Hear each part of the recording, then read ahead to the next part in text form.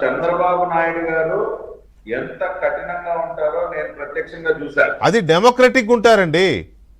కాదండి, పిలిపించి మాట్లాడడం అంటే ఏదో అయ్యా బాబు అని బతిమాలే పరిస్థితి ఉండదండి.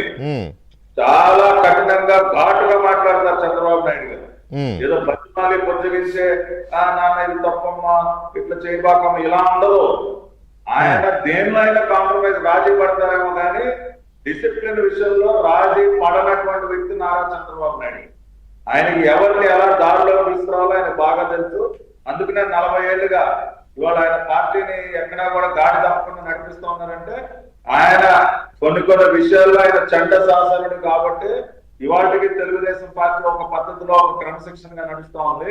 భవిష్యత్తులో కూడా అదే విధంగా ఇవాళ నారా లోకేష్ గారు కూడా చాలా గట్టిగా నిలబడతారు. ఆయన మొహమాటం లేకుండా మాట్లాడతారు.